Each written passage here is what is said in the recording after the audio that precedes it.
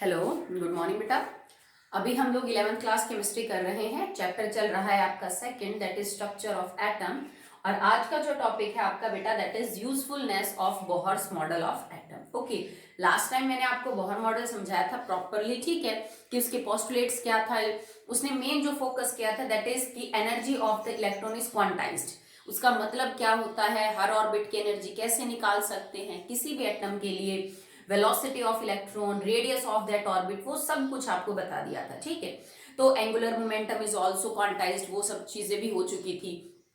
Planck's quantum theory के ऊपर based है। ये एनर्जी को कॉन्टिन्यूस नहीं मानता, ये मानता है कि जो एनर्जी इमिटेड होती है, एब्जॉर्ब होती है, that is in discrete packets called as photons, and उसकी फिक्स एनर्जी होती है। ओके, सो ये सब कुछ मैं आपको बता चुकी हूँ। तो इतना पढ़ने के बाद अब क्या क्या मेन चीजें थी जो बोहर मॉडल ऑफ एटम में निकल के आई।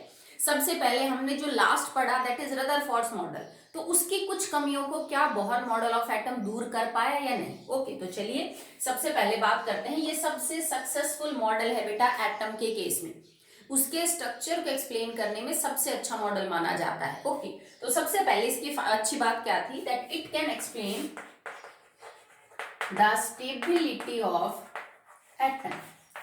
ये एटम की स्टेबिलिटी को एक्सप्लेन कर सकता है। कैसे? रदरफोर्ड ने एक्चुअली में क्या बोला था, वो ये नहीं समझा पाया था कि हर एनर्जी की ऑर्बिट की जो एनर्जी है वो फिक्स है, इलेक्ट्रॉन अपने एनर्जी शेल को छोड़ के दूसरे में नहीं जा सकता है, ठीक है। और उसने वही बोला था कि सेंट्रीफ्यूगल फोर्स को बैलेंस करता है force of attraction between electron and nucleus. पर वो ये नहीं समझा पाए कि जब कोई चार्ज चीज घूमती है किसी पाथ के अंदर तो वो लगातार एनर्जी को रिलीज करती है, और ऐसा करके फिर इलेक्ट्रॉन मर्ज हो जाएगा न्यूक्लियस में। ओके, बिकॉज उसके हिसाब से मोशन कुछ यूं होना चाहिए था, जैसे इलेक्ट्रॉन यहां से चला वो यूं, ठीक है, मतलब कुछ ऐसे आपका जो अंदर चला जाना था न्यूक्लियस पे।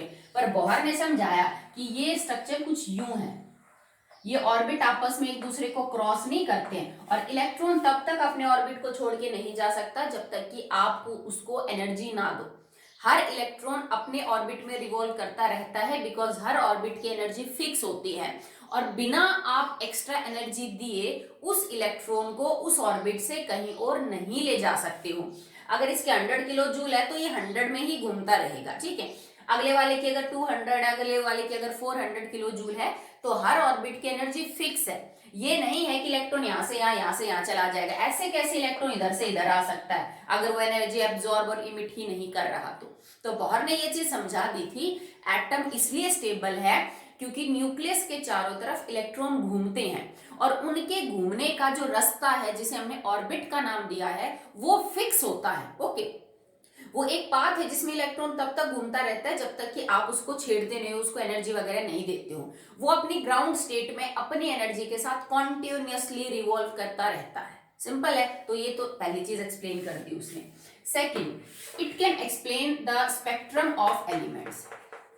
Spectrum specially line spectrum of elements, जो रदरफोर्ड नहीं समझा पाया था, ठीक है। तीनों के तीनों जो लिमिटेशन थी रदरफोर्ड की, वो तीनों यूजफुलनेस है बोहर मॉडल ऑफ एटम की। मतलब रदरफोर्ड में जो कमी रह गई थी वो हर कमी दूर कर दी किसने बेटा, बोहर मॉडल ने। रदरफोर्ड ये नहीं समझा पाया था ना कि जो लाइंस नजर आ रही है किसी भी स्पेक्ट्रम में, जैसे हाइड्रोजन और बाकी में, वो किसकी वजह से है। ये बात बोहर ने समझा दी थी। क्यों समझा दी थी? उसने क्या बोला था कि इलेक्ट्रॉन जो है जब आप उसको एनर्जी देते हो, पहले इलेक्ट्रॉन अपने ग्राउंड स्टेट में होता है। ओके,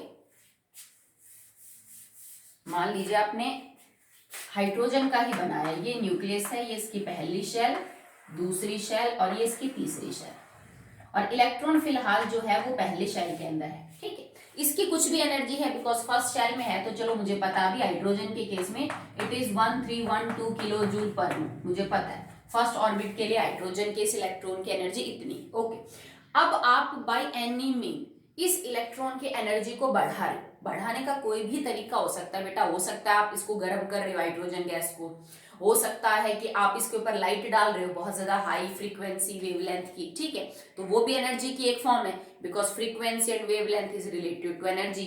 आप हो सकता है इसको इलेक्ट्रिक करंट दे रहे हो, तो किसी भी फॉर्म में अगर आप इसके ऊपर एनर्जी डाल रहे हो, कोई भी फॉर्म हो सकती है, तो उस एनर्जी को एब्जॉर्ब करेगा इलेक्ट्रॉन, ठीक है, करेगा। अब एनर्जी को एब्जॉर्ब करने के बाद इसकी एनर्जी बढ़ेगी। अगर एनर्जी बढ़ेगी तो ये इस ऑर्बिट में नहीं रहेगा, क्योंकि इस ऑर्बिट के अंदर तो इलेक्ट्रॉन की एनर्जी इतनी है। अब तुमने मान लो इसको 50 किलो जूल भी एनर्जी और दे दी, 100, 200, 300 किलो जूल जितनी भी दी, तो उस एनर्जी के साथ ये अपना ऑर्बिट छोड़ के अगले वाले ऑर्बिट के अंदर जाएगा, क्योंकि हायर एनर्जी का तो वही है। मान लो इसको आपने इतनी एनर्जी दी कि ये दूसरे वाले ऑर्बिट के अंदर जा सकता है, उस एनर्जी को मैच कर रहा है। इलेक्ट्रॉन यहां से यहां जाएगा जंप करके, ओके, ये जंप करके अब यहां पहुंच गया। अब इसको हमने यहां से हटा दिया, इधर चला गया, क्योंकि एनर्जी हमने बढ़ाई। बट सून इट रियलाइजेस कि ज्यादा एनर्जी लेने से उसकी स्टेबिलिटी कम हो गई। ये इस इलेक्ट्रॉन की ग्राउंड स्टेट थी और ये इसकी एक्साइटेड स्टेट है, पर एक्साइटेड स्टेट में जाने के लिए उसको एनर्जी लेनी पड़ी, एनर्जी बढ़ गई तो स्टेबिलिटी घट गई। अब हर चीज दुनिया में स्टेबिलिटी के लिए ही तो होती है, सबको स्टेबिलिटी चाहिए, तो इलेक्ट्रॉन जल्दी ही वापस आ जाता है एक्साइटेड स्टेट में। ये बहुत थोड़ी देर के लिए होता है, ओके। और जैसे ही ये इलेक्ट्रॉन अपनी एक्साइटेड स्टेट से वापस ग्राउंड स्टेट में आएगा, जितनी एनर्जी एब्जॉर्ब की उतनी ही इमिट करेगा। ये कल के वीडियो में हो चुका है आपका। अब इसने जितनी एनर्जी एब्जॉर्ब करी उतनी ही बाहर की तरफ इमिट करेगा। और ये जो एनर्जी इमिट करेगा, तो energy is related to H mu या फिर एच सी बाय लैम्डा, ठीक है। इसका मतलब क्या है कि एनर्जी फ्रीक्वेंसी से और एनर्जी वेवलेंथ से रिलेट करती है। एक्साइटेड स्टेट से ग्राउंड स्टेट में आने के दौरान इलेक्ट्रॉन जो एनर्जी इमिट करेगा, उस एनर्जी के अंदर जो रेडिएशंस वगैरह हैं उनकी कोई ना कोई फ्रीक्वेंसी और कोई ना कोई वेवलेंथ होंगी बेटा। तो वो जो आपको लाइंस नजर आ रही है ना स्पेक्ट्रम के अंदर, वो इन्हीं ट्रांजिशंस की वजह से है। तुम याद करो हमने किसको स्टडी किया था, emission spectrum of hydrogen, emission spectrum of hydrogen atom पढ़ा था। इमिशन का मतलब जब एनर्जी इमिट हो रही हो, ओके, और उस इमिट होने के दौरान जो रेडिएशंस बाहर निकल रही हैं उनकी वेवलेंथ फ्रीक्वेंसी अलग अलग है, और उन वेवलेंथ और फ्रीक्वेंसी को हमने फोटोग्राफिक प्लेट के ऊपर देखा था, उसी को हमने क्या बोला था, स्पेक्ट्रम बोला था, ठीक है। तो अब यहां से यहां आने में जो एनर्जी बाहर जा रही है ना, उस एनर्जी की कोई ना कोई वेवलेंथ और कोई ना कोई फ्रीक्वेंसी होगी, ठीक है। और फिर आपको स्पेक्ट्रम जब देखोगे तो ये इमिशन स्पेक्ट्रा हो जाएगा, बिकॉज एनर्जी इमिट हो रही है। और हर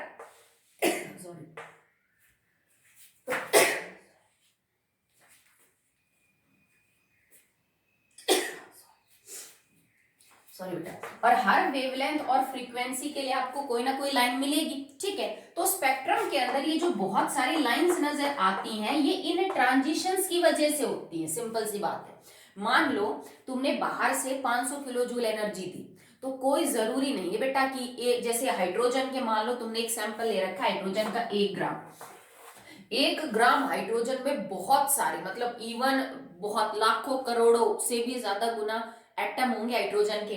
और हर हाइड्रोजन के एटम में एक एटम हाइड्रोजन का 1 इलेक्ट्रॉन कैरी करेगा।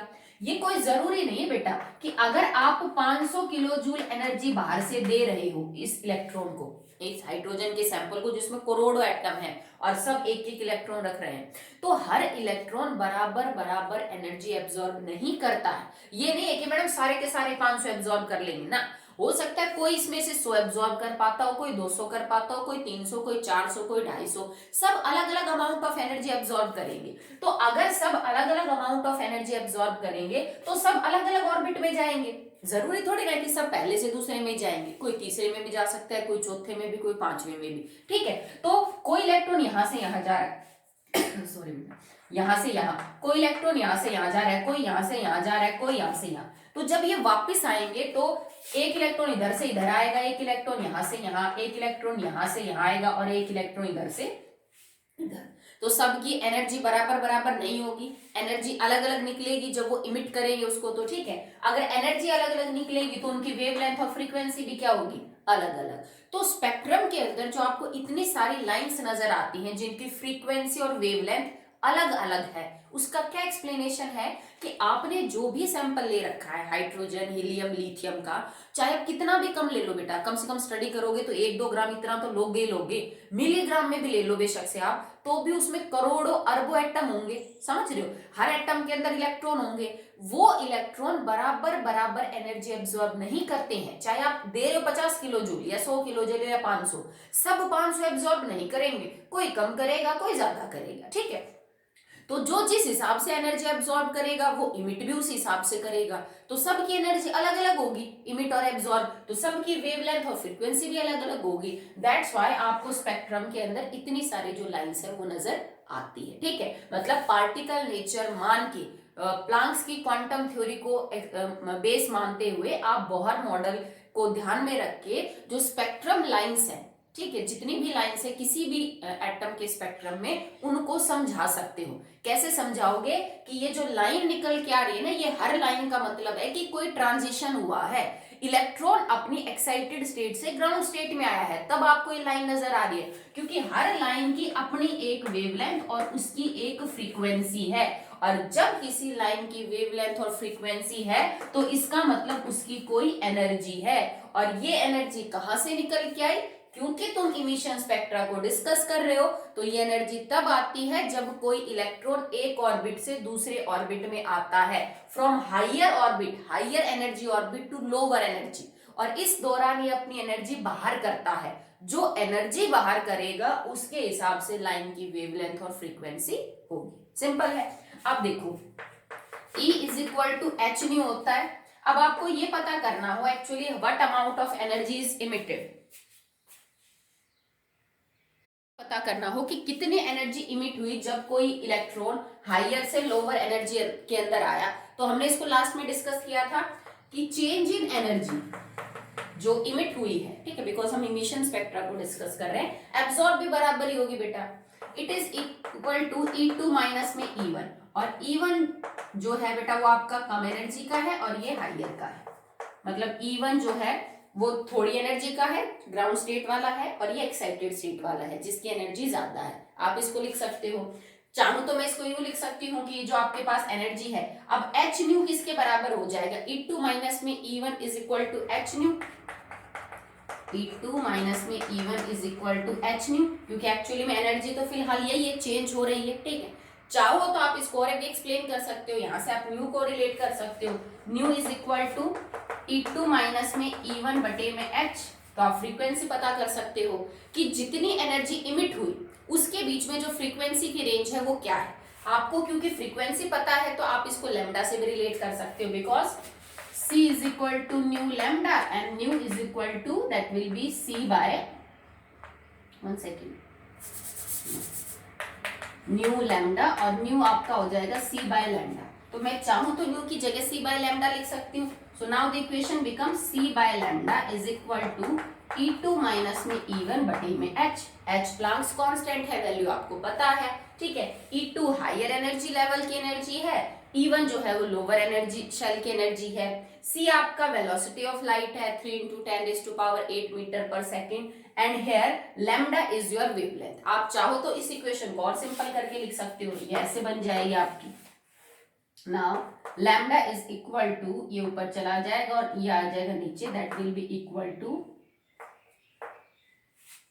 लैम्डा को आप इधर लीजिए बेटा और इसको इधर लीजिए, CH बटे में E2 माइनस में E1, ठीक है। तो आप इसको और भी सिंप्लीफाई कर सकते हैं कि किसी भी लाइन की जो वेवलेंथ है उसको निकालने के लिए कि एक्चुअली में जो एनर्जी इमिट हुई ना उनकी वेवलेंथ की रेंज क्या है, तो it is C velocity of light multiply by Planck's constant, energy of E2 higher orbital और लोअर ऑर्बिटल, और इससे आप आराम से पता कर सकते हो कि हाइड्रोजन या हाइड्रोजन लाइक जितने भी आपके पास एटम्स हैं उनके लिए एनर्जी, वेवलेंथ, फ्रीक्वेंसी कैसे निकाली जा सकती है। हालांकि बोहर ने पहले भी फॉर्मूला दे दिया है किसी भी ऑर्बिट की एनर्जी, रेडियस और वेलोसिटी को निकालने का, तो दिस इज द मोस्ट, आप कह सकते हो एक correct explanation for the spectral line of any atom, ठीक है, किसी का भी जो एटम का स्पेक्ट्रम लाइन है उसको क्लियरली एक्सप्लेन कर सकता है बोहर, जो रदरफोर्ड या जो बाकी साइंटिस्ट थे जिनको नहीं समझा पाए। और इसको समझाने के लिए प्लांक्स क्वांटम थ्योरी को ध्यान में रखा जाता है। पार्टिकल नेचर कंसिडर करते हैं बेटा रेडिएशंस का, वेव नेचर नहीं। ओके, नेक्स्ट देखिए, the next usefulness is that you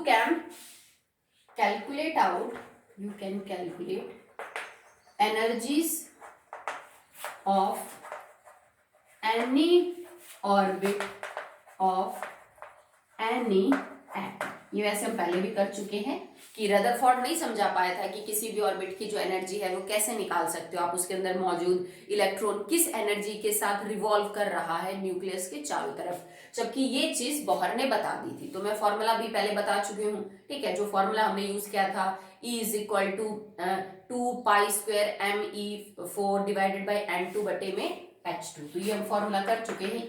En is equal to energy of and कोई भी जो ऑर्बिट आपने ले रखा है फर्स्ट सेकंड थर्ड जो भी है 2π² me4 n2 बटे में h2। तो ये फॉर्मूला हमने यूज किया था। फिर हमने जितने भी कांस्टेंट्स की वैल्यू थी उन सबको पुट किया था, तो इसी फॉर्मूले को सिंप्लीफाई किया था। It can be like -1312 kilo joule per mole divided by n²। It can be equal to -13.6 electron volt per atom divided by n2 and it can be converted into joule per atom. सब आपको जो है वो पता है।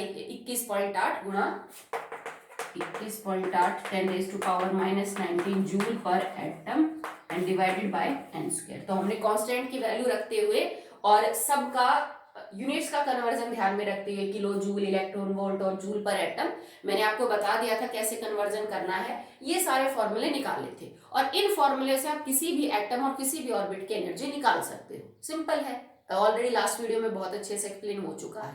सो ये भी बताया था उसमें। नाउ अब हम इसके फोर्थ एप्लीकेशन को पढ़ेंगे।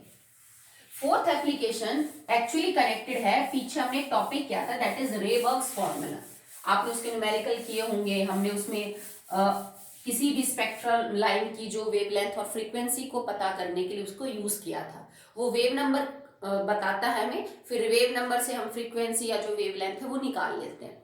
तो फोर्थ एप्लीकेशन ये है that you can deduce or actually derive the Rydberg's formula from Bohr's energy formula. Okay, fourth is derivation of Rydberg's formula by Bohr's energy formula. ठीक है, ये जो एनर्जी का फॉर्मूला है। So the next usefulness of Bohr's model of atom is that we can derive the Reberg's formula by Bohr's energy formula. So derivation of Reberg's formula from Bohr's energy formula उसको हम prove करके दिखा सकते हैं कि actually में ये चीज यहीं से निकल के आई है। तो Reberg's फॉर्मूला था क्या आपका, wave number is equal to Rydberg's constant 1/n1 का स्क्वायर माइनस में 1/n2 का स्क्वायर। ये आपका रेबर्ग्स फॉर्मूला था। This is wave number. ये कांस्टेंट था जिसको हमने 109,677 सेंटीमीटर इनवर्स लिखा था। n1 और n2 ट्रांजिशन स्टेट्स थी आपकी कि कौन से ऑर्बिट से कौन से ऑर्बिट में इलेक्ट्रॉन जंप कर रहा। ओके, सो हम प्रूव करेंगे कि एनर्जी वाले फॉर्मूले से, बोहर वाले से ये चीज पता की जाती है कि आर की जो फॉर्मूला है वो यूनिट्स क्या है, सब कुछ पता कर सकते हो आप। ओके, तो चलिए स्टार्ट करते हैं। बोहर ने बोला था कि energy of any orbit is equal to -2π² me4 बटे में n² एंड h²। इसने ये बोला था। इन सब में n की वैल्यू बदलती रहती है, आप सबको पता है, जबकि पाई, m, e और h ये सब फिक्स हैं। प्लांक्स कांस्टेंट, पाई की value, mass of electron, charge on electron, fix है सब कुछ। तो ये चीज तो आपकी कांस्टेंट है, यहां से यहां तक ये सारी चीजें कांस्टेंट है। और हम निकाल भी चुके थे, जो फॉर्मूले हमने निकाले थे 13.6 electron volt per atom minus का -13-12 किलो जूल पर एटम, या फिर -21.8 इंटू 10⁻⁻19 जूल पर एटम। इन सबको अलग अलग एनर्जी की यूनिट्स के हिसाब से हमने सॉल्व कर लिया था। मान लो आपका आंसर ये आ गया 21.8 इंटू 10⁻19 जूल पर एटम। अगर आप इलेक्ट्रॉन वोल्ट में ले लेते तो ये हो जाता,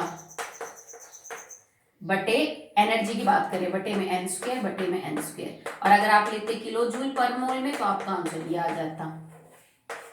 ठीक है, ये चीज हो चुकी है, मैं सिर्फ अभी थोड़ा ध्यान दिला रही हूँ आपको। ओके, अब आप ये देखिए कि ये पूरी चीज कांस्टेंट है हाइड्रोजन एटम के लिए, क्योंकि मैं z स्क्वायर मल्टीप्लाई नहीं कर रही। अगर ये एटम हाइड्रोजन का है तो इस पूरे कांस्टेंट को मैं एक कांस्टेंट से रिप्रेजेंट करती हूँ, दैट इज RH।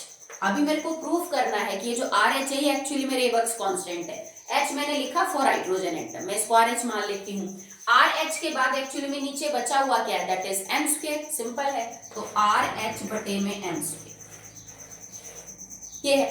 अब आपका जो यहाँ पे जो RH है वो आपको क्लियरली समझ आ रहा होगा, that RH is equal to 2 pi square me4 बटे में h स्क्वायर है। इसी को मैंने RH माना है क्योंकि कांस्टेंट है, बार बार इतना बड़ा क्या लिखेंगे। ओके, अब इतना करने के बाद क्योंकि तुम्हारा जो इलेक्ट्रॉन है वो ट्रांजिशन दिखा रहा है, वो n2 से n1 में आ रहा है, इमिट एनर्जी कर रहा है, तो आपको पता है कि भाई ट्रांजिशन तो हो रही है n1 n2 में, तो आप ये जो n2 है इसको भी खोल के लिख सकते हो।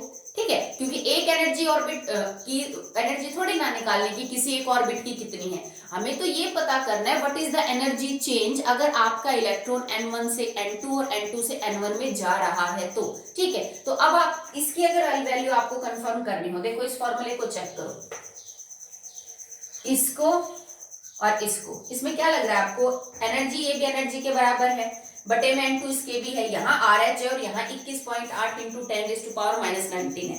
मतलब अकॉर्डिंग टू दिस इक्वेशन मेरे जो RH की वैल्यू है ना वो क्या होनी चाहिए, 21.8 गुणा में 10⁻⁻19 जूल पर एटम, यही वैल्यू है। ठीक है, अब आप अपने रेबक्स फॉर्मूले को यूज करिए। अब रेबक्स फॉर्मूला क्या कहता है कि जो वेव नंबर है वो इसके बराबर है, पर उससे पहले अगर आपकी ट्रांजिशन मान लीजिए n2 से n1 हो रही है, हायर एनर्जी से लोअर में आ रहा है, n2 से n1 आ रहा है, तो चेंज इन द एनर्जी किसके बराबर हो जाएगी भाई, n2 से n1 में आते वक्त कितना एनर्जी का चेंज हुआ।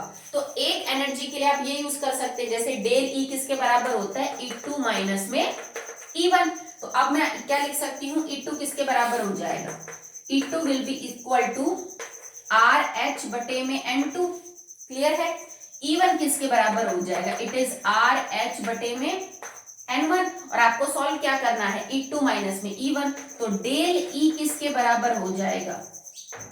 ठीक है, और अब चलो पहले इसको सॉल्व कर लो फिर बात करते हैं, RH बटे में n2 माइनस में RH बटे में n1, यही चीज हम सॉल्व करेंगे। क्लियरली आपको समझ आ रहा होगा। ठीक है, यहाँ पे जो आपका साइन है वो माइनस रहेगा क्योंकि एनर्जी आपकी इमिट होती है, तो आप यहाँ पे माइनस लगा सकते हो बिकॉज एनर्जी बाहर की तरफ रिलीज हो रही है। आप इसको सॉल्व करेंगे, आपको इसको सॉल्व करने के बाद आंसर क्या आ जाएगा, del E is equal to RH common ले लेंगे हम, RH कॉमन लेने के बाद 1 में n1 का स्क्वायर, देखो सॉरी मैंने स्क्वायर नहीं लगाया, n1 और n2 और स्क्वायर है ना, तो यहाँ पे इसका भी स्क्वायर और इसका भी क्या हो जाएगा बेटा स्क्वायर, n2 का स्क्वायर और n1 का स्क्वायर, स्क्वायर रहेगा बेटा। ठीक है, स्क्वायर। ठीक है, n1 n2 तो मैंने खाली ट्रांजिशन दिखाई है, n2 बड़े लेवल एनर्जी का लेवल, n1 कम का। ठीक है, तो इस चीज को हम सॉल्व करेंगे, तो इट इज n2 का स्क्वायर माइनस में n1 का स्क्वायर। ठीक है, तो ये चीज निकल के आ गई, मतलब डेल E आपका इसके बराबर हो गया, del E is equal to, मैं इस बार इसको रब करती हूँ फिर ऊपर से शुरू करती हूँ।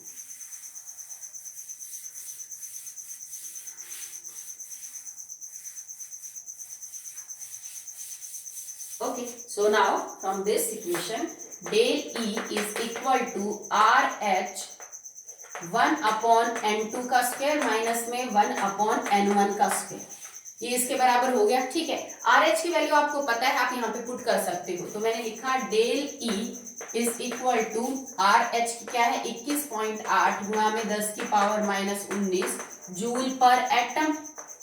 ठीक है, and it is equal to 1 में n2 का स्क्वायर माइनस में 1/n1 का स्क्वायर, लिख दिया। ठीक है, अब इसको सॉल्व करने के बाद आप एनर्जी की जगह भी फ्रीक्वेंसी और वेवलेंथ को यूज कर सकते हैं। क्यों कर रहे हैं बेटा, क्योंकि जो रेबक्स फॉर्मूला है वो फ्रीक्वेंसी और वेवलेंथ को कर रहे हैं डायरेक्ट। ठीक है, जिसमें हम वेव नंबर निकालते हैं, फिर हम उसको किससे रिलेट कर रहे हैं, बाय द फ्रीक्वेंसी। तो अब ये इक्वेशन यूज कर लो, del E is equal to h nu या फिर hc बाय लैम्डा। हम ये लिख सकते हैं, ठीक है। तो इसी की जगह, एनर्जी की जगह आप ये चीज लिख सकते हो, दैट इज hc/λ, ठीक है। तो अब हमने इसको खोल के लिखा, और यहां से अगर एक्चुअली में तुम पता करना चाहो कि चलो यही लिख दो, पहले न्यू ही लिख दो, तो न्यू किसके बराबर हो जाएगा, it is del E divided by H, ये एच के बराबर है। तो अगर मैं यहाँ पे लिख दूं nu, that it will be equal to del E divided by H, मतलब डेल ई का एक्सप्रेशन आपका ये चल रहा है ना, सेम लिखा मैंने। इसको अगर मैं डिवाइडेड बाय प्लांक्स कांस्टेंट कर दूं तो मुझे इसकी फ्रीक्वेंसी पता चल जाएगी कि n2 से n1 में जब इलेक्ट्रॉन आ रहा है तो किस फ्रीक्वेंसी की रेडिएशन बाहर कर रहा है। सो मैंने इसको लिखा, इट इज इक्वल टू 21.8 गुणा में 10⁻19 जूल पर एटम 1/n2 का स्क्वायर माइनस में 1/n1 का square and divided by Planck's constant 6.626 या 6.6 ही लिख लो, इंटू 10⁻⁻34 जूल सेकेंड। क्लियरली लिख लिया। अब आप इन दोनों को सॉल्व करेंगे तो आपका आंसर क्या निकल के आएगा, जैसे आप फ्रीक्वेंसी के लिए इसको सॉल्व करेंगे, ठीक है। अब आप चाहो तो now we can change this frequency into wave number by using the formula c is equal to nu lambda. Okay, so here from actually wave number जो है वो बराबर होता है 1/λ के, ठीक है। तो 1/λ क्या निकल के आ जाएगा, देखो आप इसको सॉल्व करेंगे तो 1/λ, इस इक्वेशन को आप इसको नीचे की तरफ ले आइए, it is equal to c nu by c. समझ रहे हो कि इस इक्वेशन को हमने यूज किया, c is equal to nu lambda, और वेव नंबर जो है वो 1/λ के है। तो यहां से अगर मैं 1/λ का पता करना चाहूँ, इसका मतलब इसको यूं कर लो आप, देखो c बटे में lambda is equal to nu, तो 1/λ is equal to nu by c. तो मैंने ये चीज यूज की है, 1/λ is equal to nu by c, मतलब frequency divided by speed of light, velocity of light. तो अब मैं इस फ्रीक्वेंसी की जगह लिख रही हूं दैट इज वेव नंबर, और एक्चुअली में वो किसके बराबर है, वेव नंबर किसके बराबर हो जाएगा, फ्रीक्वेंसी डिवाइडेड बाय सी। तो फ्रीक्वेंसी की वैल्यू तो ये है, मैं इसको सी से और डिवाइड कर देती हूँ, ठीक है। आप चाहो तो पहले इसी को सॉल्व कर लो, कि आप इन दोनों को डिवाइड करोगे आपस में तो आपका रिजल्ट आएगा 3.29 इंटू 10⁻15। आपको सॉल्व कर लेना, आपका आंसर आ जाएगा, एंड 1/n2 का स्क्वायर माइनस में 1/n1 का स्क्वायर, ये आएगा। आप इसको जब सॉल्व कर लेंगे तो ठीक है। अब हमने क्या किया, इसको बिकॉज ये इसके बाद सॉल्व करने के आया है, इसको c से और डिवाइड कर दो। अब c क्या है आपका, speed of light, that is 3 into 10⁻8 metre per second, ये आपका आंसर है, ठीक है। आप इसको और सॉल्व कर लेंगे, यहां से अगर सॉल्व करोगे तो जूल से जूल कट जाएगा, ये किस में आ जाएगा आपका answer, in the second inverse. तो ये जो आंसर आएगा ना यहाँ तक का, ये सेकंड इनवर्स में आएगा। नीचे हमने मीटर पर सेकंड जो है वो और ले रखा है, इसका मतलब क्या हुआ कि सेकंड इनवर्स से सेकंड इनवर्स कट जाएगा। भाई इसके पीछे अगर इसको नहीं करोगे तो यहाँ यूनिट सेकंड इनवर्स है, क्योंकि जूल से तो जूल कट गया। अब तुमने नीचे मीटर पर सेकंड ले लिया तो सेकंड इनवर्स से सेकंड इनवर्स चला जाएगा, बचा सिर्फ यहाँ पे क्या है, मीटर इनवर्स। तो ये जो आपका आंसर आएगा ये आएगा इन द मीटर इनवर्स। आप इस सब को सॉल्व करेंगे तो डिवाइड करने के बाद your answer will be 1.09677 into 10⁻7, 1/n2 का स्क्वायर माइनस में 1/n1 का स्क्वायर, ये आपका आंसर है। अगर आप इसको चेक करो तो देखो, now it is equal to wave number. ये जो कांस्टेंट है एक्चुअली में वही वैल्यू रख रहा है जो रे बक्स कांस्टेंट रख रहा था, ठीक है। ये जो यहां से निकल के आया है ना, तुम किसको सॉल्व कर रहे हो, तुम इसको सॉल्व कर रहे हो RH को, ठीक है। तो ये वही वैल्यू निकल के आई है जो रे बक्स कांस्टेंट की थी, हमने वहां पे उसको सेंटीमीटर इनवर्स में लिया था, 109,677 सेंटीमीटर इनवर्स। ये आपका जो आंसर निकल के आएगा ना, wave number is equal to RH 1.09677 into 10⁻7, it is in the metre inverse. ये मीटर इनवर्स में है और यहाँ पे मैंने पॉइंट्स ले रखा है। जब आप इन पॉइंट्स को हटाओगे तो आपकी पावर भी जो है वो क्या हो जाएगी बेटा, हट जाएगी, और सेंटीमीटर इनवर्स में आपका यही जो आंसर है वो निकल के आएगा, ठीक है। तो मैं चाहूँ तो इसको यूं लिख सकती हूँ, अब सेंटीमीटर इनवर्स 1/n2 का स्क्वायर माइनस में 1/n1 का स्क्वायर, ये आपका फॉर्मूला होगा। और इस फॉर्मूले को हमने डिराइव कर लिया, ये एक्चुअली में आपका रे बक्स फॉर्मूला है, नथिंग एल्स। अब जो रेबर्ग्स फॉर्मूला निकल के आया उसमें हमने इक्वेशन कौन सी यूज की, एनर्जी की। हमने बोहर्स एनर्जी वाली इक्वेशन को यूज करके और फिर पता किया कि एक्चुअली में आप इसे रेबर्ग्स फॉर्मूला भी जो है वो डिराइव कर सकते हो। तो आगे ऐसे क्वेश्चन निकल के आएंगे कि बेटा एक स्पेक्ट्रम लाइन है, एक एटम में N2 से N1 ये है, जंप कर रहा है इलेक्ट्रॉन, बताओ उस लाइन की एनर्जी क्या होगी। तो एक तो आप ये तरीका यूज कर सकते हो कि पहले आप उसकी लैम्डा निकाल लो, जैसे वेव नंबर करके लैम्डा निकाल लो और उस लैम्डा के बाद E is equal to H nu का फॉर्मूला यूज करके एनर्जी निकालो। नहीं तो आप ये वाला फॉर्मूला भी डायरेक्ट यूज कर सकते हो, इससे आप सीधी उस लाइन की एनर्जी निकाल सकते हो। इससे पीछे वाले केस में रेबर्ग्स फॉर्मूले में हमने क्या किया, पहले रेबर्ग्स फॉर्मूला यूज किया ये वाला, इससे वेव नंबर निकाला, वेव नंबर से हमने वेवलेंथ निकाली और उस वेवलेंथ से फिर हमने एनर्जी निकाली थी। पर इस फॉर्मूले से आप डायरेक्ट एनर्जी निकाल रहे हो, क्योंकि जो बोहर्स एनर्जी फॉर्मूला है उससे आप आराम से रेबर्ग्स फॉर्मूला जो है डिराइव कर सकते हो। आई होप आपको बात समझ में आई। ठीक है, ये जो कांस्टेंट हमने RH लिया था दैट इज एक्चुअली रेबर्ग्स कांस्टेंट और जिसकी वैल्यू वही है जो आपने पीछे ले रखी थी। ठीक है, तो हमने 4 यूजफुलनेस पढ़ी बोहर मॉडल ऑफ एटम की। स्टेबिलिटी ऑफ एटम को एक्सप्लेन करता है, स्पेक्ट्रम लाइंस को एक्सप्लेन कर सकता है, आप इससे किसी भी ऑर्बिट की एनर्जी पता कर सकते हो, और जो रेबर्ग्स फॉर्मूला दिया था रेबर्ग ने वो भी एक्चुअली में बोहर्स एनर्जी वाले फॉर्मूले से आप डिराइव कर सकते हो। सिंपल है। ठीक है, कुछ नहीं आपने किया क्या था कि जो एनर्जी वाला फॉर्मूला था उसमें जो 2π²m⁴ डिवाइडेड बाय h² है उसको हमने एक कांस्टेंट मान लिया RH। ठीक है, और उसके बाद हम RH को आगे जाके इक्वेट करके पाते हैं कि that is equal to the Rydberg's constant. Okay, so आज के लिए इतना ही, नेक्स्ट टॉपिक हम अगली वीडियो में पढ़ेंगे।